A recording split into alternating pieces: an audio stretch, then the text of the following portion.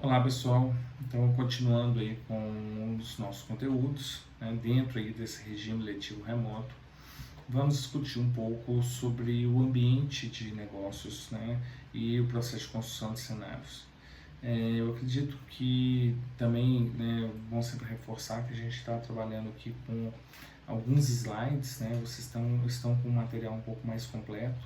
Qualquer dúvida também vocês podem procurar aqui pelo Canvas, pelo SGA. Fiquem à vontade, não deixem as dúvidas atrapalharem vocês nos estudos. Mas eu acredito que não tem nenhum outro assunto tão encaixado com o contexto que a gente está vivendo agora em função aí da crise, da pandemia, do Covid-19, do que o que a gente tem aqui para apresentar dentro da análise do ambiente da construção de cenários. O que significa essa análise do ambiente da construção de cenários? É entender o contexto em que as nossas organizações estão inseridas e aí projetar cenários em função desse contexto. E a grande pergunta é como construir cenários dentro de uma perspectiva tão turbulenta, tão dinâmica como a gente está efetivamente enfrentando agora. Então, é claro que a gente não vai dar respostas para todos, até porque esse aqui não seria o papel, seria leviano trazer algum tipo de resposta pronta para isso, mas é bom a gente sempre reforçar que existem necessidades específicas de coleta de informação que podem nos ajudar a superar e projetar algum cenário mesmo dentro de ambientes mais turbulentos como o que a gente está passando agora. Então a gente inicia, né, trazendo aqui essa divisão efetiva do que a gente vai chamar aí do ambiente organizacional. Então a gente tem uma primeira etapa, uma primeira parte, que é o ambiente interno, o que a gente vai chamar também de diagnóstico. O que significa isso? O ambiente interno é tudo aquilo que a gente controla dentro das nossas organizações, ou seja, é a minha própria organização, seus recursos, suas capacidades, tudo aquilo que tem dentro da empresa e que de certa maneira está sob o controle da minha gestão. O ambiente competitivo, que é o segundo grupo de análise, é o ambiente setorial, ou seja, onde a minha empresa ela está inserida e onde ela está competindo. Aqui envolvem todos os nossos concorrentes, fornecedores, clientes, ou seja, consumidores dos nossos produtos e serviços. E por fim, a gente tem o destaque do ambiente externo, ou seja, o macroambiente, aquele ambiente em que nós não temos nenhum poder de interferência sobre o que vai acontecer ali.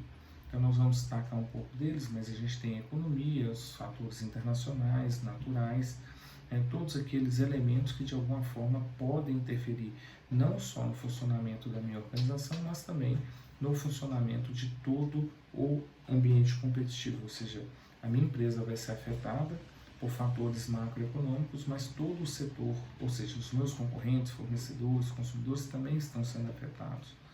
Então, num momento como esse, em que o mercado inteiro ele desaba de forma muito significativa, até porque estamos vivendo um período de isolamento social, algumas empresas vão ser mais sobrecarregadas do que outras, não porque o ambiente externo está sacrificando mais aquela empresa, mas porque ela internamente ela está menos preparada para sobreviver a esse período de instabilidade do que os seus principais rivais.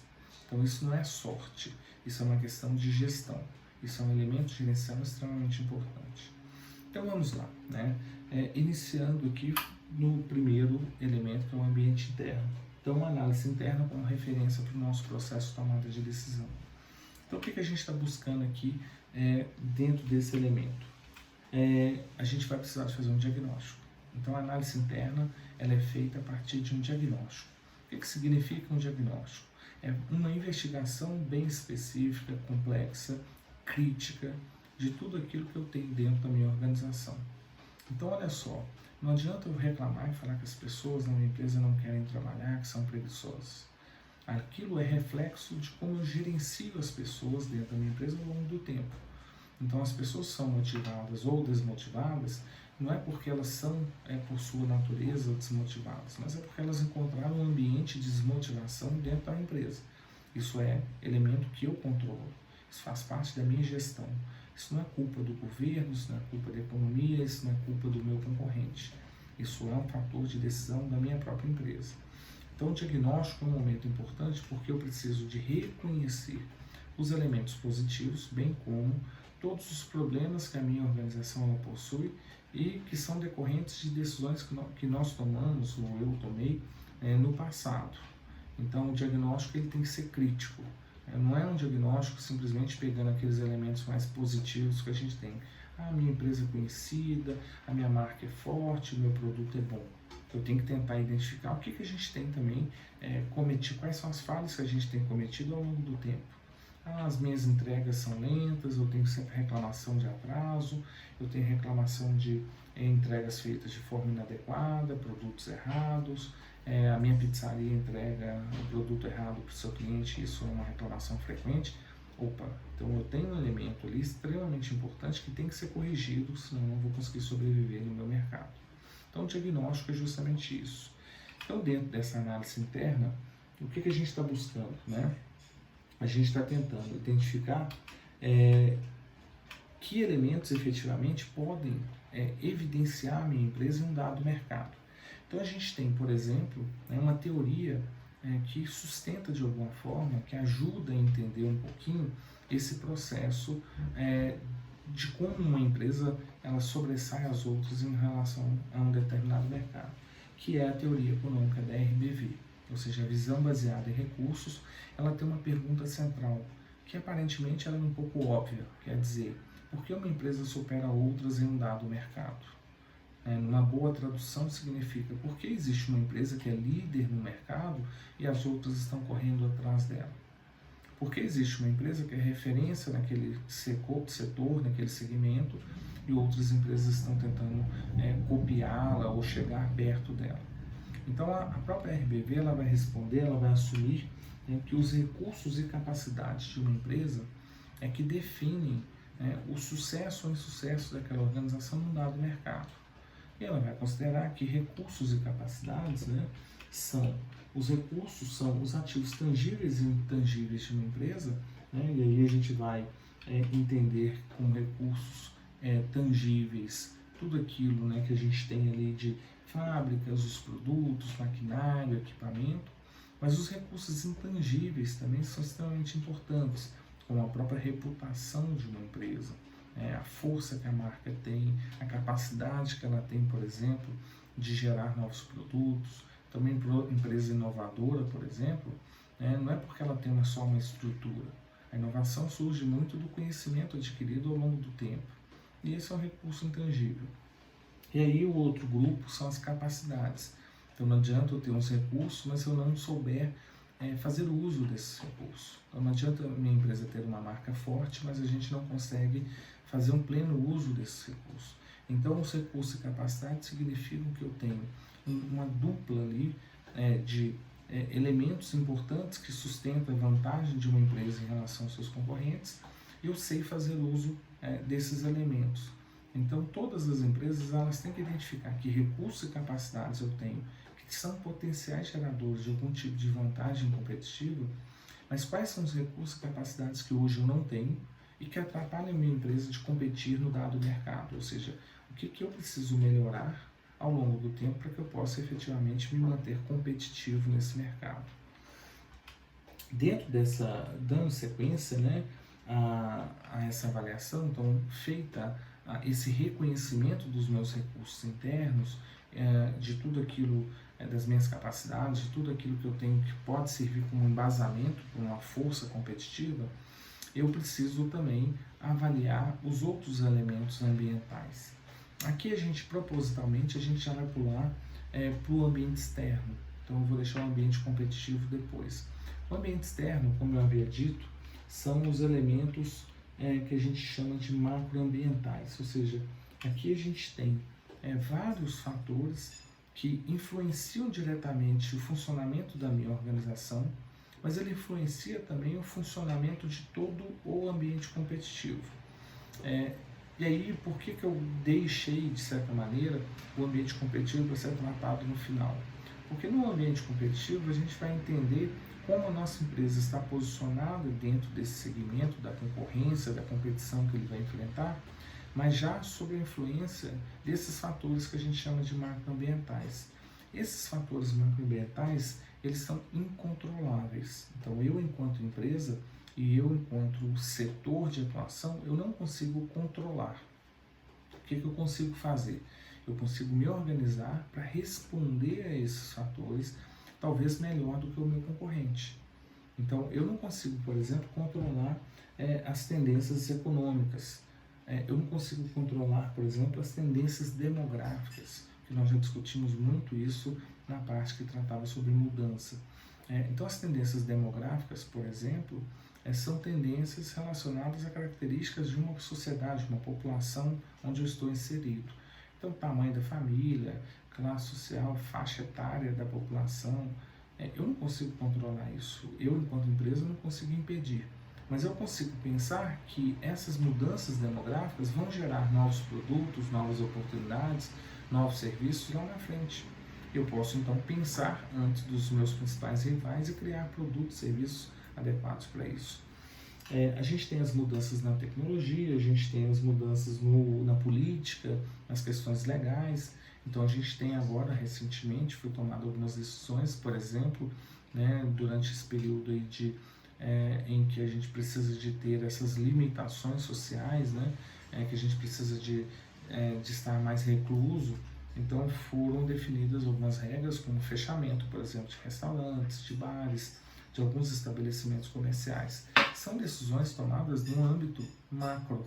Eu, enquanto empresa sozinho, não consigo limitar, eu não consigo controlar a decisão. Talvez uma grande associação de empresas pode criar ali algum tipo de força que impeça, por exemplo, determinadas decisões. Mas tomada a decisão, publicada a decisão, resta a essas empresas apenas obedecer. Então, são forças que eu não consigo controlar e eu preciso de administrar. O que eu vou fazer?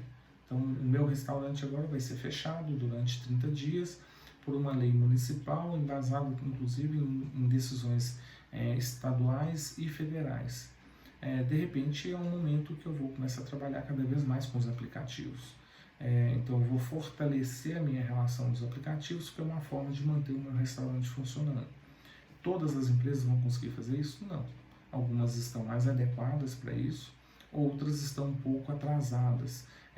Durante muito tempo, relutou para entrar nesse processo de trabalhar com os aplicativos e talvez agora ela vai ter um pouco mais de dificuldade. Então, quanto mais preparadas as empresas estão para lidar com as transformações do macroambiente, mais rapidamente ela vai responder a eles. O certo é que esses elementos macroambientais, eles vão mudar constantemente. A gente não consegue, por exemplo, controlar ou imaginar quando é que a gente vai ter uma pandemia. Mas isso já vinha sendo discutido há muito tempo, da vulnerabilidade que o mundo estava em função dos processos globais que a gente estava enfrentando. Então, por exemplo, as aberturas, as facilitações que hoje existem para uma pessoa viajar por todo o mundo, sair, passar por toda a Europa, de entrar em todos os países, ela é um elemento extremamente importante, gera mais liberdade, torna o processo de conhecimento cultural, de fazer comércio, fazer negócios muito mais acessível, mas torna também esses países e essas sociedades muito mais vulneráveis a situações, por exemplo, não só de doenças, mas até de ações terroristas e por aí vai. Então, eu não consigo, enquanto empresa, controlar isso, mudar, mas eu consigo prever que uma hora isso poderia acontecer.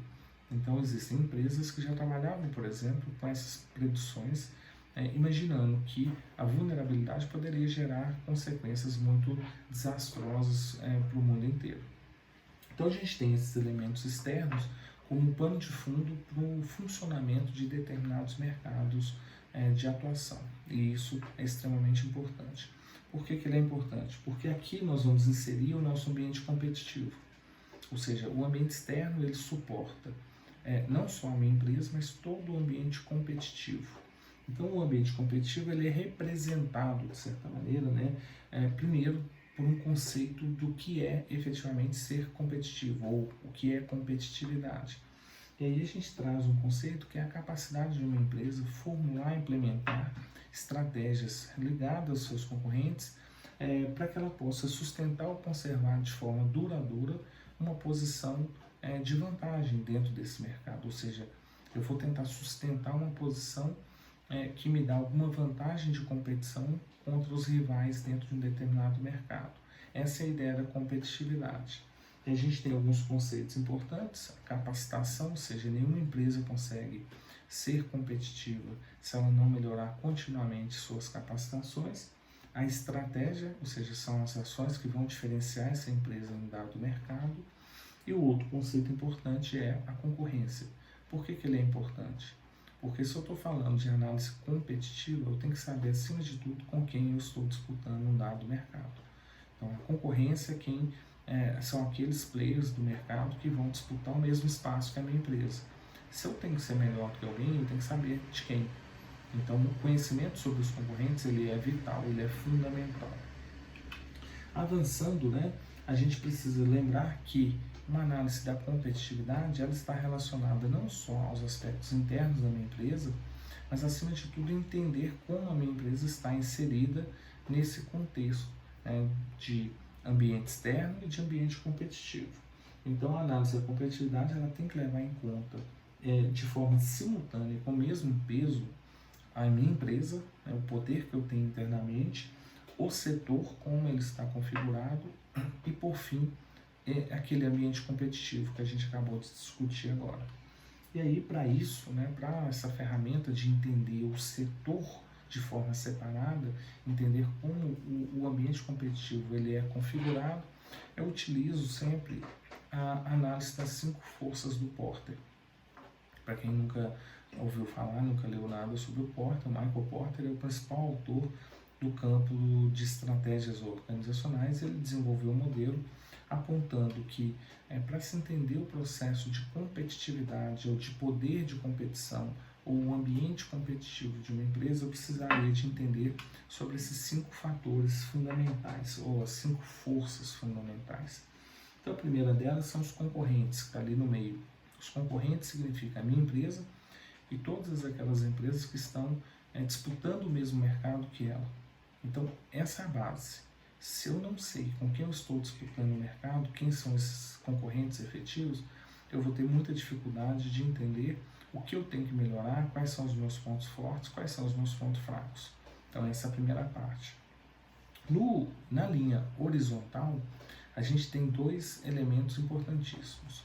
Os compradores, ou seja, são os consumidores. Qual que é o poder de barganha que eu tenho numa negociação com os compradores? Em mercados, por exemplo, que estão caindo, que tem uma oferta de produtos muito grande, o poder de barganha fica todos com os compradores, ou seja, eles é que negociam melhor do que eu. Da mesma forma, em mercados em que o comprador ele tem hoje dificuldade de encontrar fornecedor, vamos pegar o caso hoje do álcool em gel, é um produto extremamente difícil de ser encontrado. Então, quem tem esse produto para vender, a capacidade dele para negociar com o fornecedor, com o cliente, ela é muito grande. Ele define condição, ele define preço, ele define quantos produtos ele vai vender, como ele vai vender, quando ele vai entregar. Então, essa relação ela é importante porque ela define o processo estratégico. E muitas vezes ela define, inclusive, algum tipo de vantagem competitiva. Quando, por exemplo, no mercado só eu tenho o álcool em gel para vender. Então eu acabo atraindo a atenção do mercado inteiro em detrimento aos meus concorrentes que não conseguem ter o produto. Na outra ponta, a gente tem os fornecedores, que também são extremamente importantes nessa relação. Produtos que têm muita restrição de fornecedores, ela acaba gerando um poder de barganha muito mais para esses fornecedores do que para a minha empresa. Então, produtos em que existem inúmeros fornecedores, por exemplo, vou comprar laranja. Eu tenho laranja em todos os supermercados, sacolões, em qualquer lugar eu encontro laranja. Agora, tem frutas exóticas que eu só vou encontrar num mercado específico, no mercado central, talvez num determinado supermercado, e aí eu fico vulnerável nessa negociação também. Então, eu, enquanto empresa, eu tenho que saber como eu estou nesse nível horizontal com o meu fornecedor, com o meu cliente. isso vai definir muito como eu vou agir, como eu vou definir ações estratégicas. Então isso já me ajuda a entender como está configurado o setor de atuação da minha empresa. E aí no nível vertical a gente ainda tem dois outros grandes problemas. O primeiro são os novos entrantes, empresas que não existiam, mas que podem chegar a qualquer momento no mercado, ou seja, é uma empresa que ela não fazia parte da minha análise de concorrentes, mas de repente ela chegou.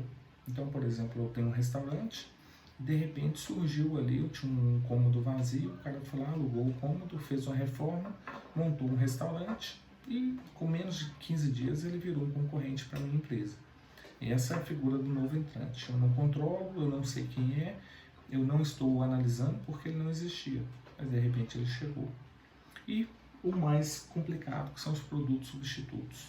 O que são os produtos substitutos? São aqueles produtos que não são idênticos aos meus, mas que ele acaba agindo de uma forma parecida e que ele acaba absorvendo parte do meu mercado. Lá atrás, quando a Netflix chegou no mercado, ela chegou assustando de forma muito significativa as grandes empresas que trabalhavam com a TV a cabo. Por quê? Porque ela trazia algo muito diferente, que não era idêntico, então não era uma concorrente da NET Claro, da Oi, da Sky, mas ela começou a trazer produtos que de alguma forma substituíam o consumo do produto principal. Então muitas pessoas deixaram de ser clientes das empresas de TV a cabo, caras por sinal, né, para assinar um serviço de stream e virar clientes, por exemplo, da Netflix. E aí você então entra como um produto substituto. É óbvio que hoje a realidade é totalmente diferente. A própria Netflix hoje enfrenta uma concorrência muito grande de outras empresas e de outros produtos substitutos que vão surgindo.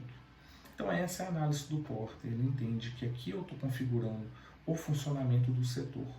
A minha empresa, aquela análise interna que nós fizemos lá no início, ela é importante porque ela ajuda a definir como a minha empresa ela está configurada para disputar esse mercado. Ou seja, como que eu vou enfrentar os meus consumidores, os meus fornecedores, esses novos entrantes, os produtos substitutos e, claro, os meus concorrentes. Isso vai depender dos meus recursos e capacidades que foram analisados lá na minha análise interna. E aí, junto à minha empresa e a toda essa configuração do ambiente competitivo, a gente ainda soma o ambiente externo, ou seja, que é quem define tudo.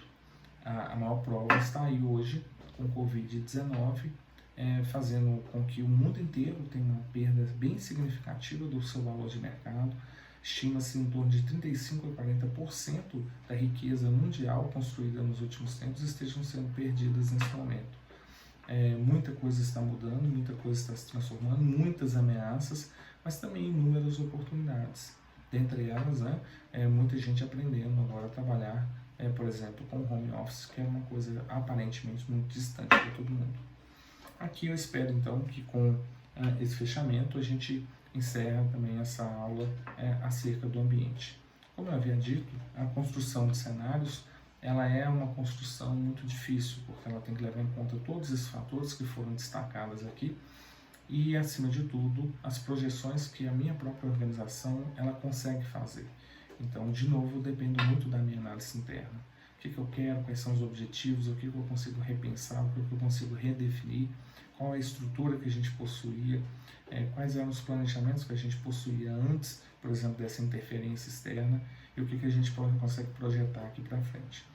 Existem estudos já mostrando, por exemplo, qual que é o tamanho do impacto do Covid-19, qual que é a durabilidade. Claro que aqui a gente não vai ficar tratando disso especificamente, mas existem estudos sérios mostrando, por exemplo, que a gente pode ter o pico da doença em meados de abril, que a gente vai ter a disseminação da doença apenas no final de maio e início de junho. Então são dados. De repente esses dados podem me ajudar a construir esse cenário. Então, a gente volta a falar depois nos próximos assuntos. Espero estar contribuindo para vocês aí. E lembrando, fiquem em casa. Vamos contribuir para esse isolamento social. Um abraço.